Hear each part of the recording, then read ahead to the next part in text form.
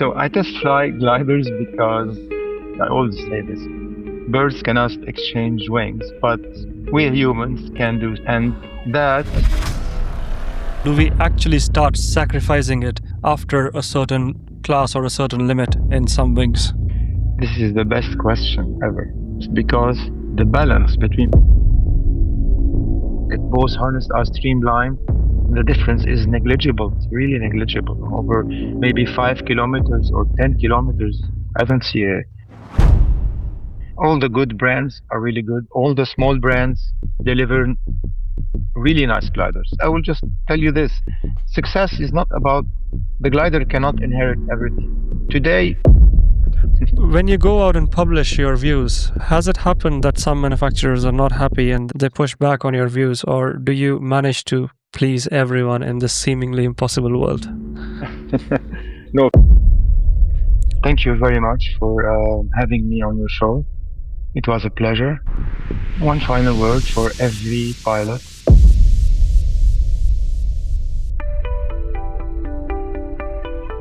Flying is a gift, usually reserved for avians. Or, in simpler words, you'll call them birds. Yet somehow we as humans have devised a way to take to the skies in one of the simplest and purest forms of aviation known to mankind, which we call as paragliding. But to fly, there's no rocket science that you need a wing.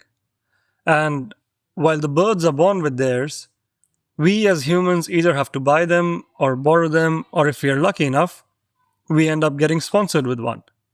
And then, just like in Animal Kingdom, where every creature has its wing suited to its lifestyle, we as pilots choose the wings that match with our flying style. And as we grow and evolve in the sport, our wings become a part of us.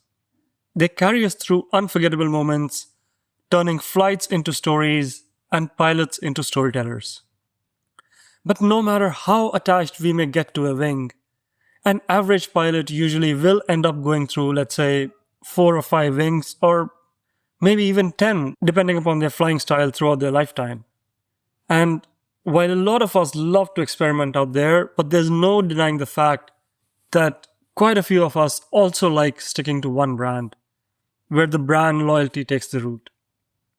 But today's guest is no stranger to new wings, and he hasn't just changed wings a few times.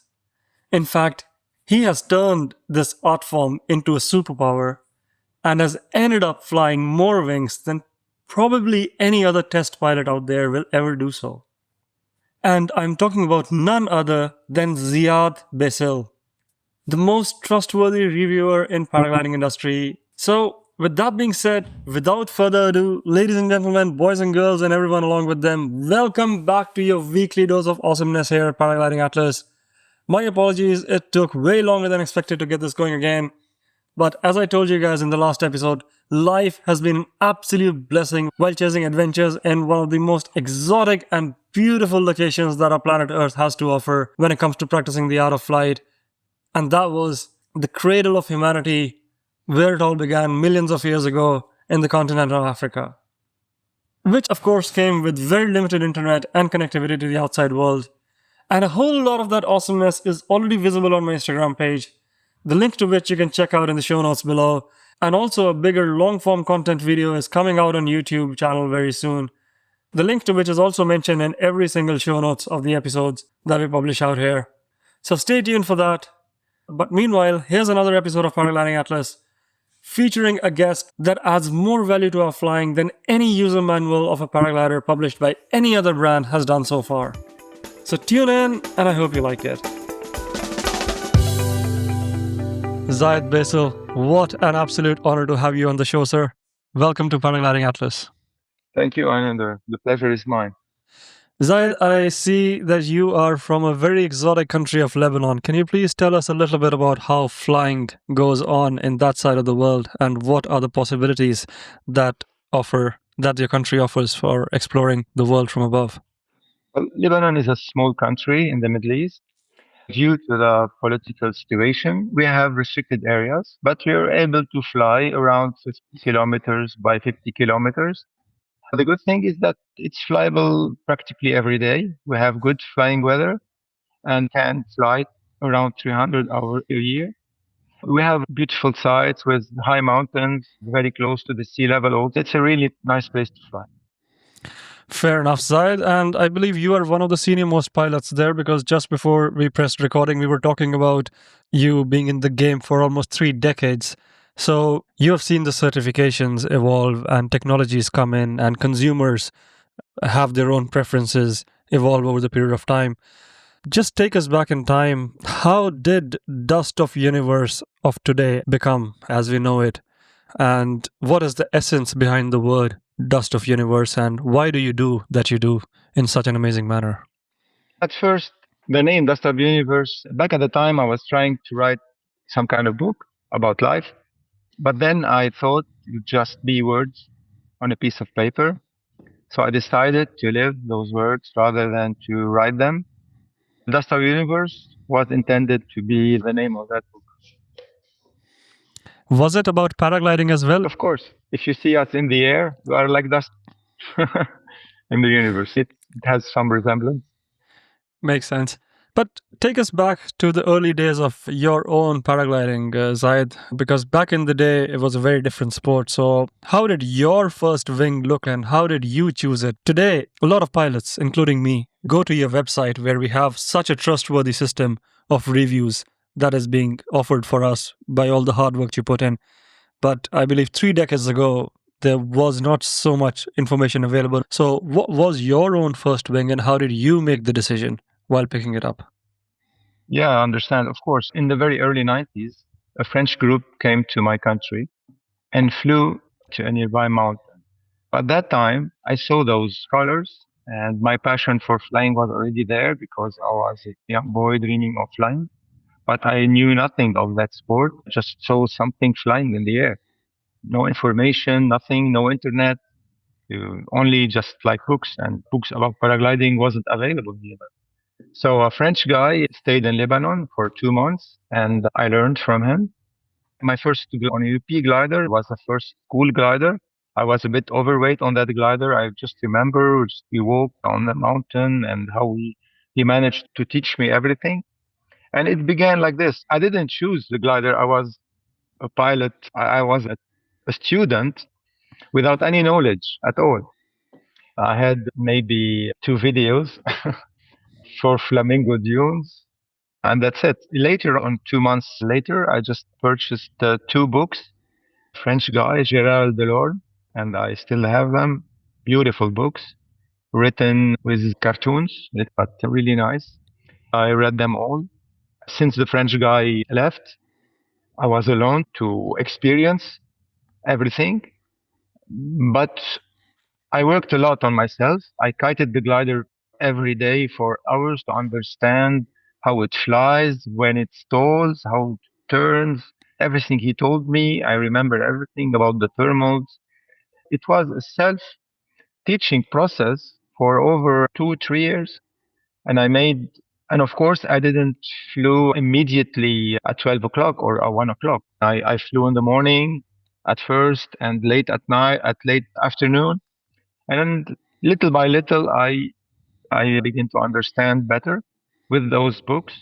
There's no internet, so it was a difficult task for me. I discovered something because I had this video of Flamingo Dune. I discovered the soaring at the time. Yeah, I was alone. The wind is coming from the cliff. I want to see how it, yeah. And yeah, I've been blown back 2, 3 times. But it was okay.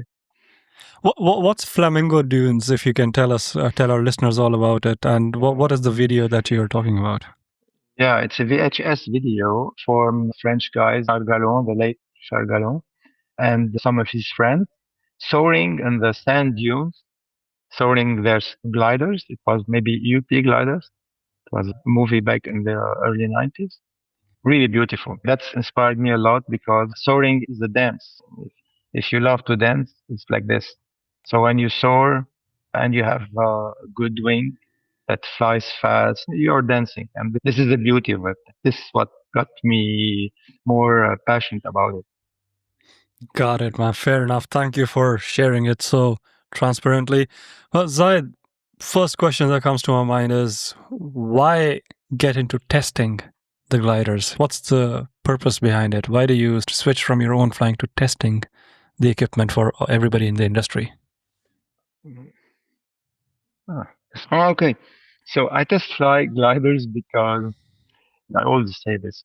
Birds cannot exchange wings, but we humans can do, and that will give us better understanding of the movements of the air and the feeling we get when you change a glider. Imagine that you can fly a speed wing and fly the hirondelle en français, in French, and you can fly a competition glider and soar like an eagle.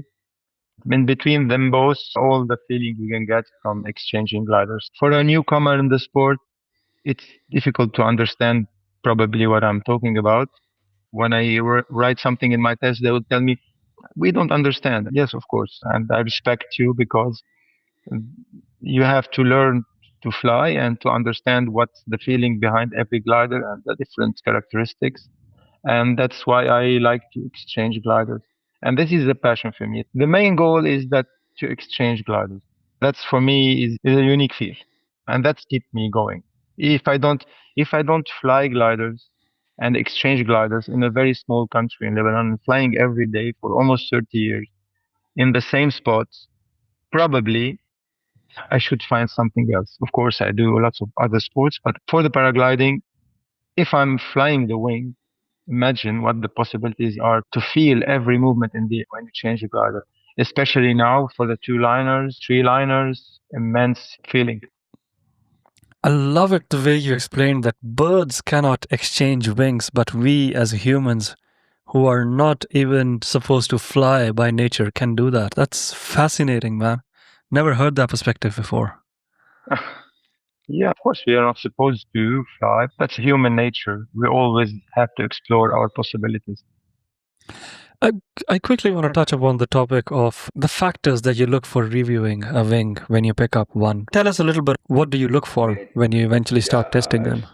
Of course, I just told you it was a passion for me to exchange gliders. And when I exchanged gliders, I wrote them on a piece of paper. And later on, I put them on the net. And some pilots say, "Oh, thank you, nice that you're reviewing that glider." And later it got much more complicated. The key factor for reviewing a wing that every class of gliders, from the A class, low B, mid B, high B, the C class, three-liner concept, two-liner C, and the D class, and of course the CCC, has completely different behavior and feel under them. So I try to fly the gliders in different conditions, but the best conditions for the test are not the strongest conditions because we cannot understand anything. The test, the best tests are when it's turbulent in a air mass, when you are low and you have to get move forward, trying to turn that glider. Sometimes the glider doesn't turn. If it's a high aspect ratio and you have turbulent conditions, you cannot turn it on a dime quickly. And the difference between gliders is feelable. And also in thermodynamic windy days when you need an efficient glider to get you moving forward. I fly next to my usual friends and I know their skills well. That way I can see and understand when things are different. We can switch gliders afterward. By getting on our local XC flight will show me more precisely if there is any weakness or strong points in a glider A or B. Finally, to be completely sure, I also listen to my friends' feedback afterward, and we all analyze the process, the information. Afterward, I can write my report. But please, it's very important that pilots will say that, okay, I wrote that this glider in M size behaved the way Ziad said. But the problem is that every size behaves differently. The smaller size behave differently than the bigger size. And also, if you load them or if you don't load them. I see many pilots don't load their gliders and they behave like trucks. And I know that the glider is very agile, but you should load it at the optimum weight. There is always an optimum weight, but the manufacturer cannot put an optimum weight, cannot sell the gliders if you put an optimum weight on a medium. Example, 75 to 95. Example, 75 to 95. Not one glider can be flown at 75. and you understand what's going on. That's if you fly at 75, okay, it's possible. On a soaring site, close to the sea, and then you fly like a tandem. But if you want to really extract those performances of a glider, you should fly it near the optimum weight. That's why some manufacturers state the optimum weight plus of minus 2, 3 kilos. I understand. And that's totally acceptable and good because this is the way you should fly the glider. Talking about weight range, Zaid, if you can help us understand, does it ever become dangerous to underload or overload the glider? I mean, overload the glider 2, 3 kilos, sometimes a bit more. It's not a problem, but I think it's much better to stick with the certification because the certification is there for a reason. And also, underloaded, if you really underloaded in strong conditions, you cannot turn it, it collapses more, you cannot enter the air mass, it's useless. If you fly a glider at the bottom of the weight range, I flew lots of gliders in the bottom of the weight range, and I think that it's not the glider I know.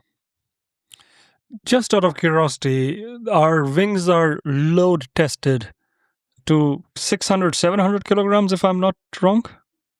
Look, I can tell you that the certification process is done with lots of professionals, and we should trust the certification. And I'm only testing the glider's possibilities, how to fly and to field. I don't know about the certification procedures. My question was from the curiosity that if you fly a solo wing as a tandem wing, it's not going to break for sure. Is it going to be just very heavily loaded and is it going to move just quicker through the air mass or is it a dangerous machine to be a part of?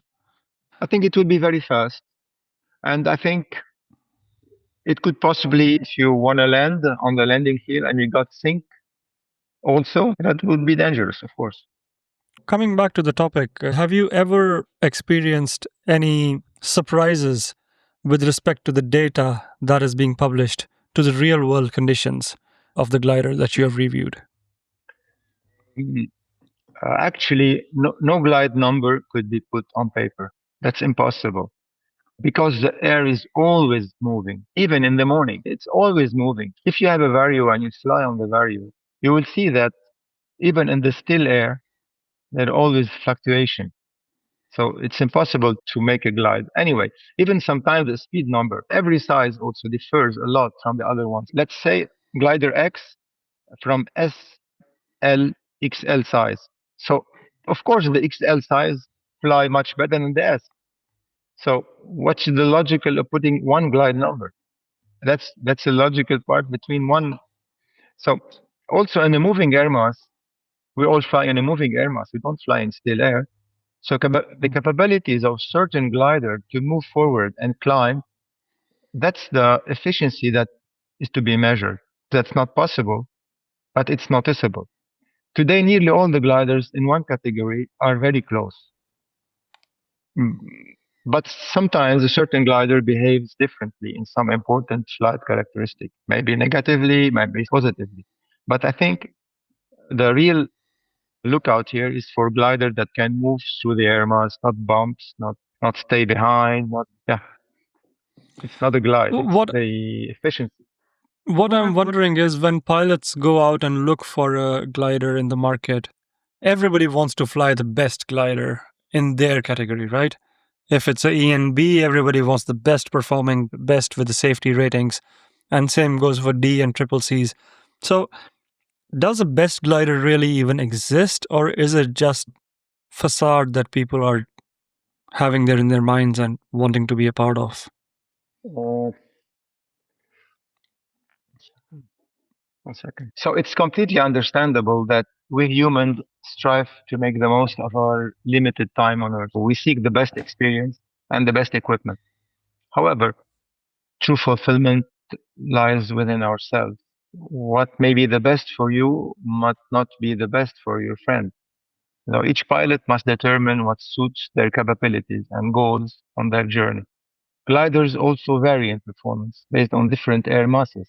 Sometimes glider A may perform better in weak climbs, while other times glider B excels in strong climbs. and so on. So obviously there is no best glider rather than best features for a certain specific pilot capabilities.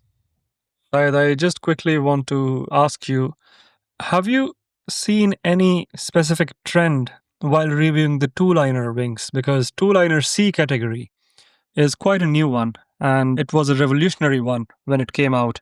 Yes. Because until quite a long time, C category was just another three-liner, and now the look and feel of a C category has changed. So, what is your take on two-liner C gliders that are being very popular in the market these Yeah. days? So I will begin by saying that maybe 15 or 20 years ago, the first two-line concept demonstrated high performance in a prototype during competition. Since then, every manufacturer has attempted to incorporate a two-line design to reduce drag into their competition gliders and so on. But D-Class adopted this two-line technology. While some of these gliders showcased excellent performance, they also exhibited varying flight behaviors. Three-line concept was removed. Many pilots who transitioned from flying high gliders expressed interest in a hybrid, maybe two, three-line or three-line design for the C class. In response, most manufacturers developed such options. Discussions about introducing a collapsed line later on in this category significantly altered the structure of the classification. So we have today for the B class, which includes low, mid, high B. So we have three classes in one category. It's very wide. Now the two-line concept has also introduced in the C line, in the C class. This, the two-liners are very different from the three-liners in terms of feel and the skills required from the pilot. They are not the same at all. Flying a three-liner the same way you will fly a two-liner is not the right approach for maximizing performance. Today I was flying just before coming here. I was flying a three-liner, a two three-line hybrid line. And before I was flying for a month at the two liners in the C category. This two three line concept, of course, it flew very well, but it's completely different. The way you have to fly the two liner is not the same as flying the two three line concept. While you can efficiently control a two liner using the B riser, attempting to do the same with a three liner without using your brakes sometimes sometimes when the conditions are really turbulent could get you a front collapse. So each design has its own concept and performance level. I'm not suggesting that one type is better than the other. I'm just simply highlighting that they behave differently, especially after experiencing collapses in real moving air. The two line concept collapses are much more energetic and demand another approach, of course, from the pilot. I want to talk a little bit about the balance between performance and safety and accessibility Yes. between different classes. Do you see any pattern being followed by the brands or by the classes in certification where the balance between safety and performance is similar, or do we actually start sacrificing it after a certain class or a certain limit in some wings? This is the best question ever. Just because the balance between performance and accessibility is maybe the nirvana for paragliding. Yeah, because this is the way to go. The extremes will not work. You have to find the balance. So the most important goal for any R&D team is to achieve significant advancement, which often takes more than 2 to 4 years.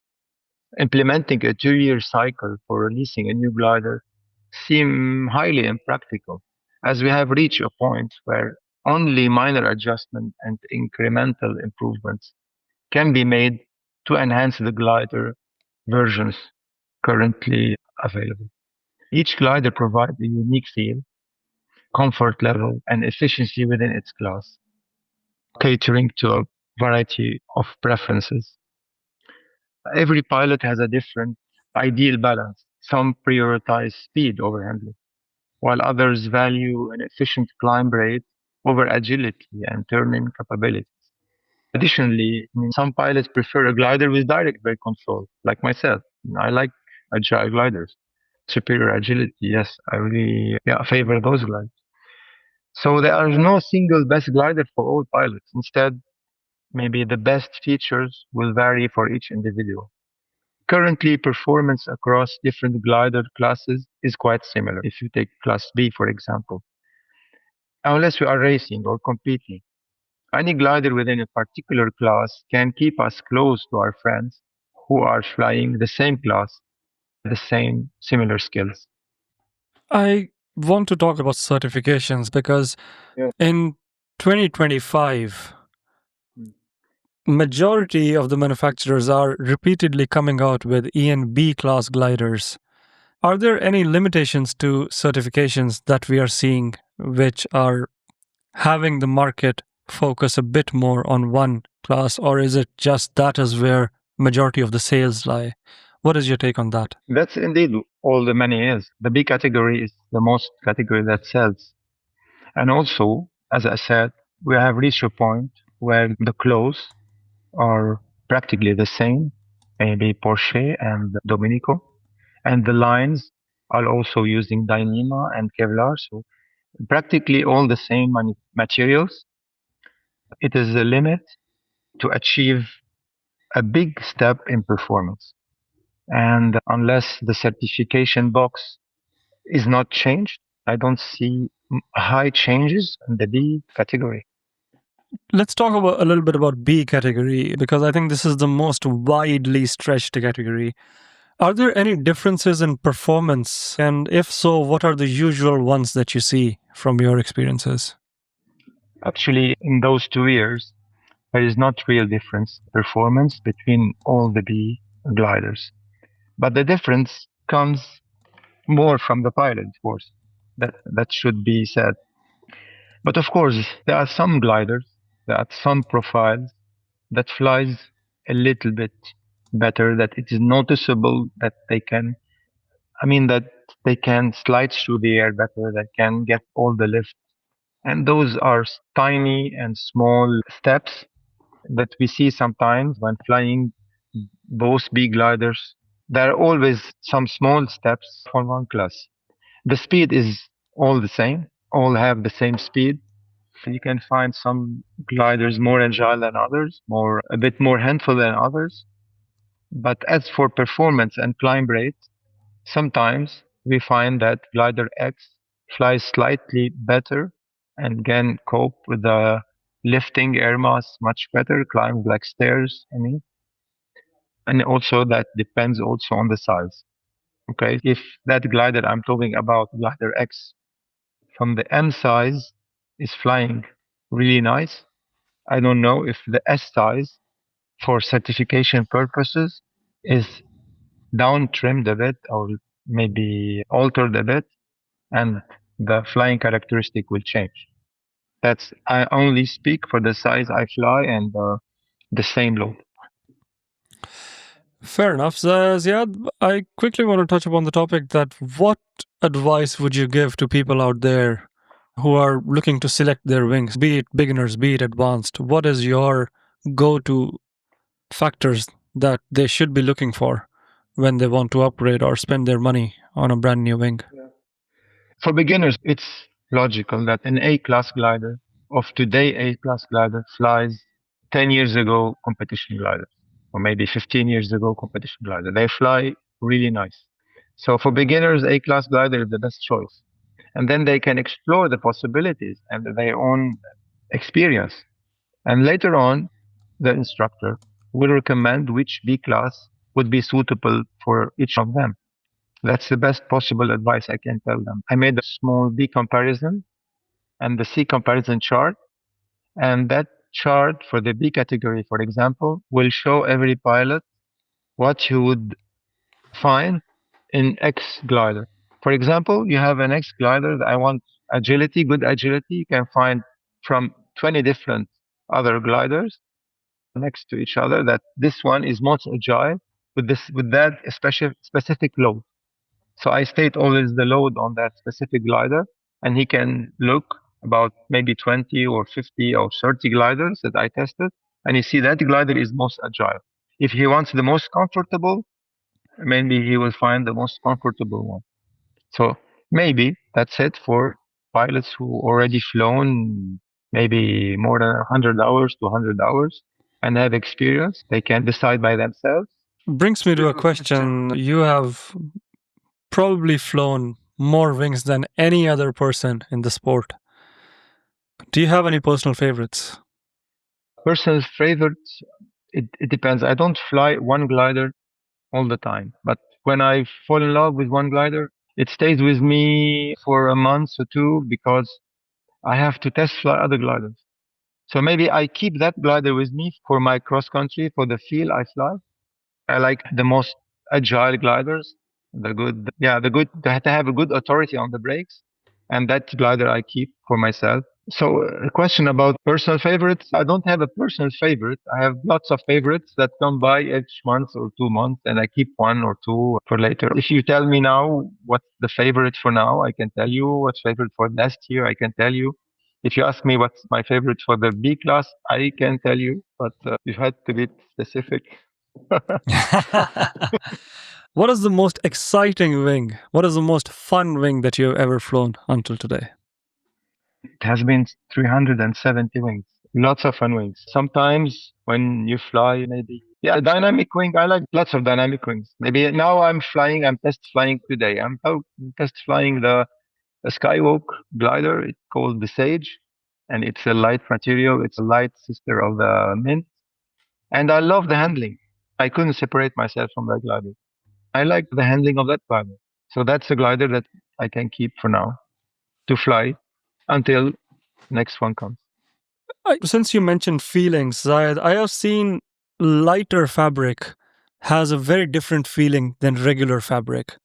Do you have any preference? Because for me, when I fly a lighter fabric, it might fly better or it might talk to you better in the air. But with the amount of money that goes into investing into buying a wing, I want it to last a bit longer. So that's why I end up going towards heavier and more durable fabrics.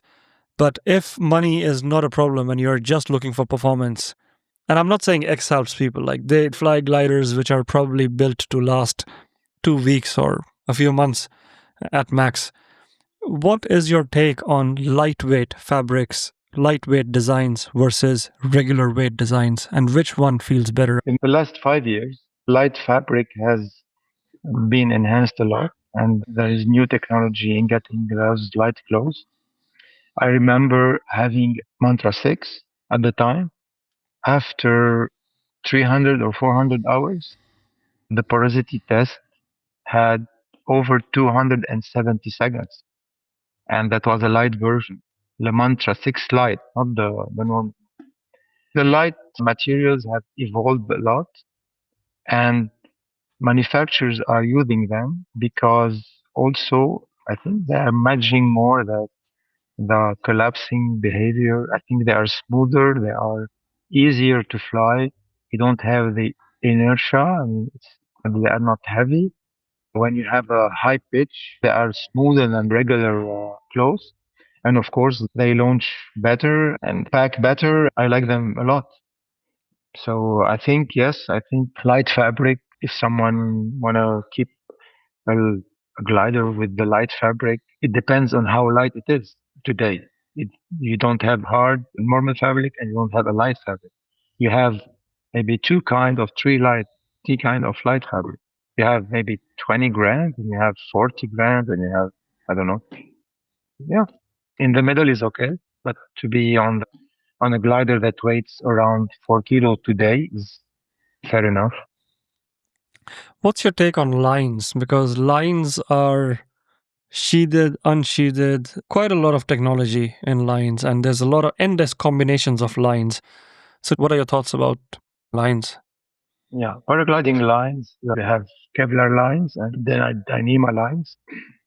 Both of them can be used with a mixture in one glider because one get shrinked and the other one get damaged.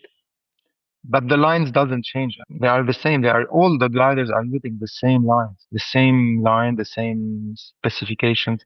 But the pilots must know that even a high B glider or a B glider or a C glider, of course, D glider will change after 20 or 30 hours. So if I get a new glider today, I test fly it. After 20 hours or 30 hours, the trim will change. And yeah, sometimes it will change and maybe change to a better glider or a maybe slower glider because all the manufacturers are using the same line lengths also.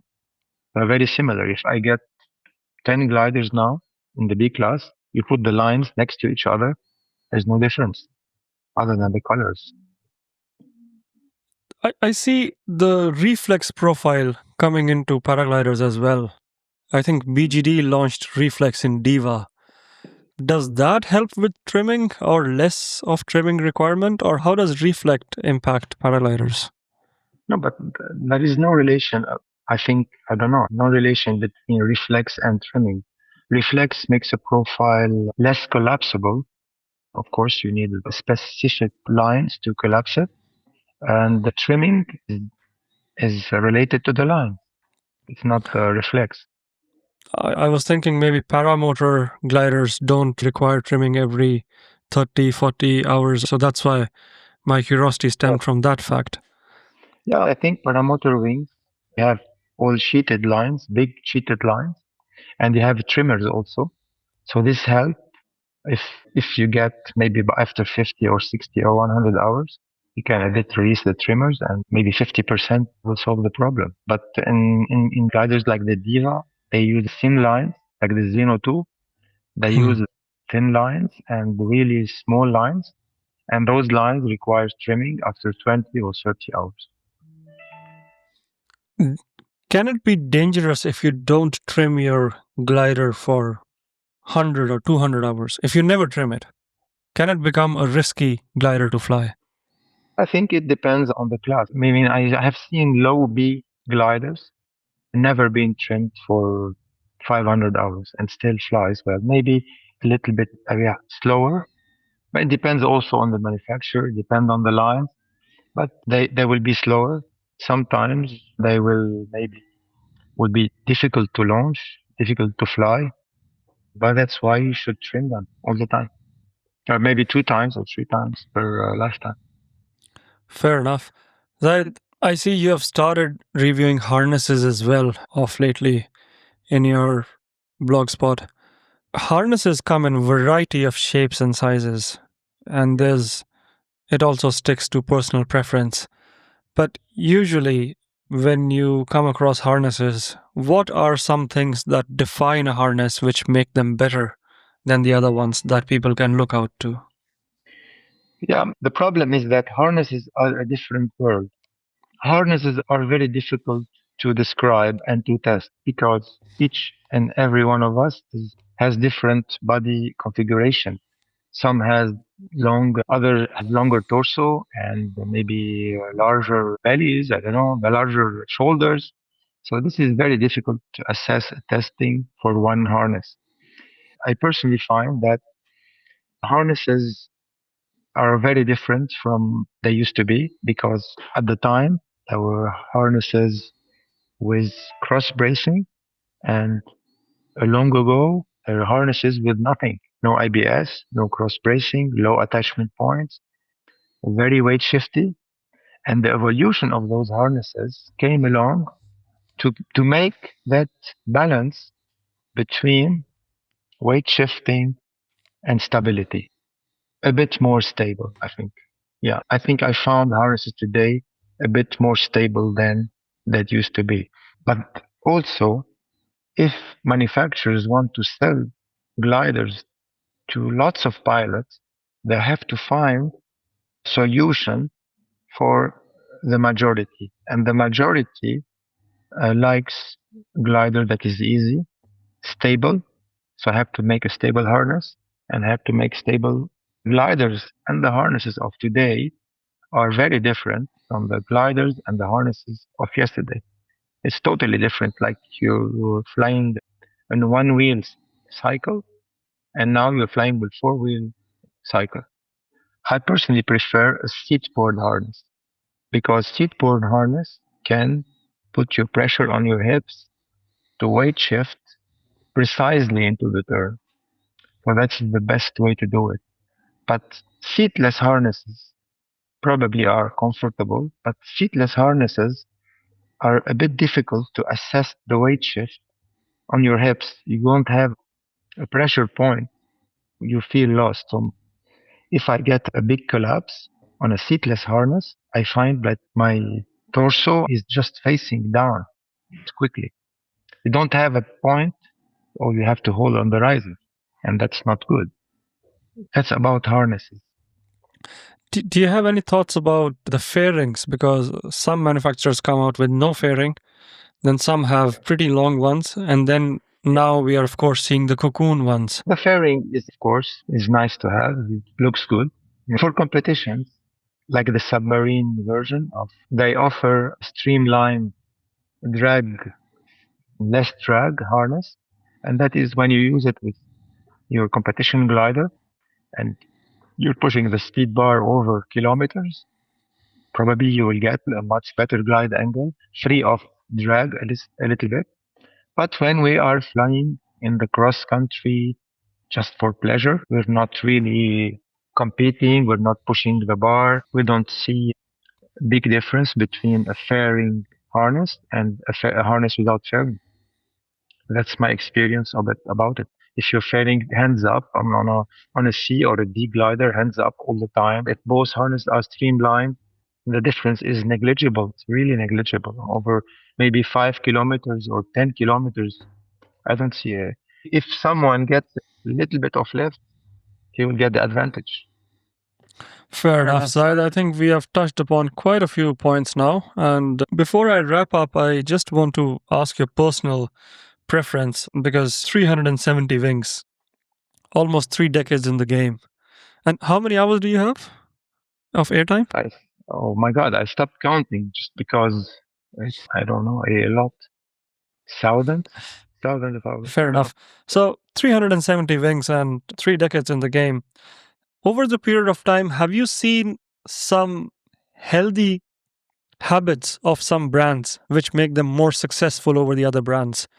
The reason why I'm asking this question is that when consumers go out and find some product to spend their money on, what do they look for a brand that gives them the best bang for buck, value for money when they spend it on their wings?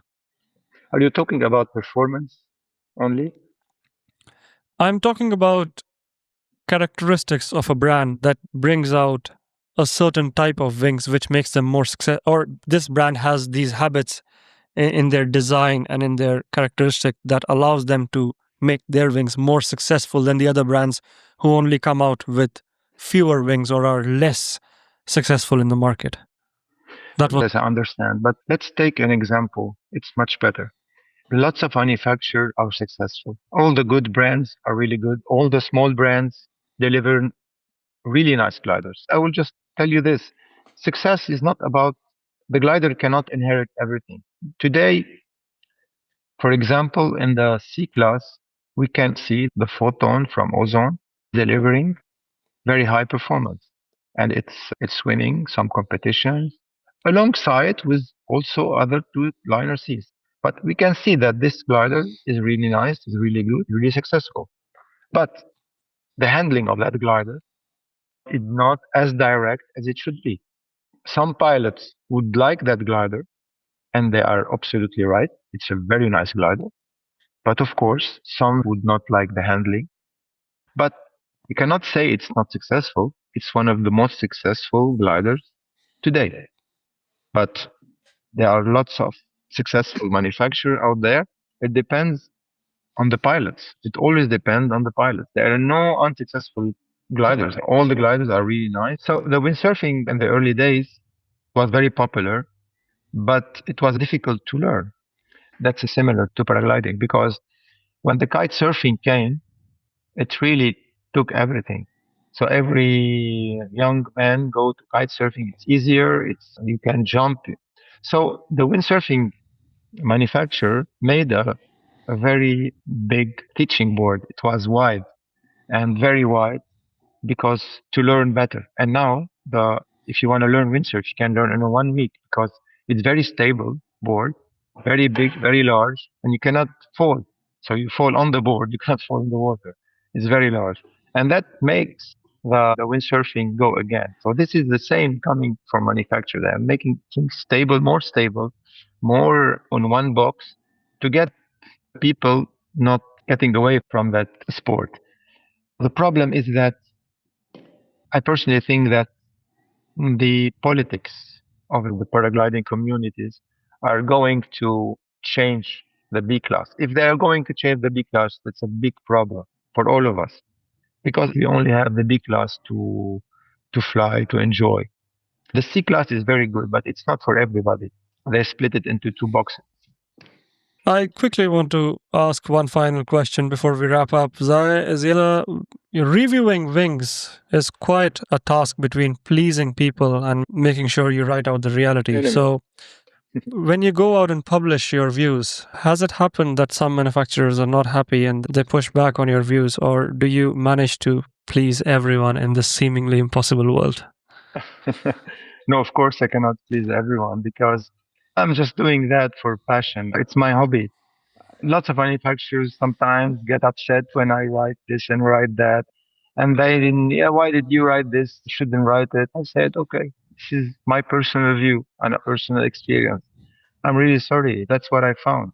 After the last 5 years, I thought about it. I said, okay, if I want to write everything like it is, couldn't be nice for everyone. So now, to be honest to you, if I find a glider that is below 5 to 10, for my personal notes, I don't really publish it, to be honest, because I'm here to help pilots fly. I'm not here to make problems with anyone. If I write something really bad, maybe it's my own experience and maybe I'm wrong. But the guys that made that glider with 2 years or 3 years will have a problem selling it. And why I should do it? So for me, I don't write it. If I'm not here and nobody's reading it, it's okay. But if sometimes I find something about that glider that is not convenient to myself, I write it and say it. I didn't enjoy it at all. It collapses often. It doesn't really fly well. I don't want to publish it. Go ahead. Peace with you.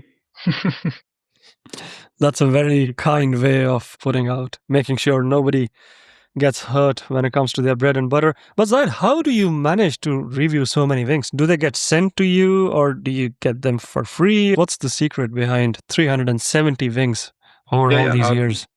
Yeah, but it didn't happen that way because I managed to make a little bit of money aside. That money is like a bank of maybe around 10,000 euros. Is my bank. That's it. So I buy the gliders, pay for them, and sell them. If I cannot sell them, I cannot test fly new gliders. Sometimes I sell them at the same cost I purchase them because I want to fly, but I have to sell them because I must buy a new ones. So this is my bank at the end of the year. Maybe I lose a bit, maybe I gain a bit, but that's it. It stays around that balance. Jeez, man, that's such a cool way of giving back to the community, I doing really your enjoy it. own. If I fly and I land and I'm smiling, why not everyone else smiles? Indeed. But Zayed, one last question that we ask our guests to share always on the show. That is one single flight that has stuck with you that can stand out from all of your aviation flights until now. If you can share that, what would it be? yeah, I remember that flight. I always remember that flight. We have our spot in the Cedars. It's a high range mountain in the north. It's a mountain that's 3,090 meters. One day I took off late at 6 p.m. It was a magical moment. And this mountain had the color of brown. It's a brown color, orange. And the sun was setting and the colors were amazing. and I stayed at 3,000 meters, soaring the mountain, maybe until the sunset. Was a beautiful experience for me. Was just alone, peaceful, 3,000 meters and above, and sitting. Those kind of small experiences, yeah, I like them. And I think with that, we have come to the end of the show. So, any final thoughts before we wrap up? Although you have shared all your wisdom in the most unfiltered and honest manner. So, I think it's a massive thanks from everyone of us here at Paragliding Atlas. The ball is in your court now. Thank you very much for having me on your show. It was a pleasure. One final word for every pilot. We are flying to have pleasure. Don't push yourself getting higher rated gliders just to prove. You don't have nothing to prove. You just only want to smile. That's enough for everyone and for yourself. Golden words. I hope everybody adheres to it, including me and you. On that note, thank you so much. Keep up the work. Keep bringing the awesomeness as you do. We need more people like you, and more power to you. Stay awesome. Thank you very much. Thank you. Goodbye.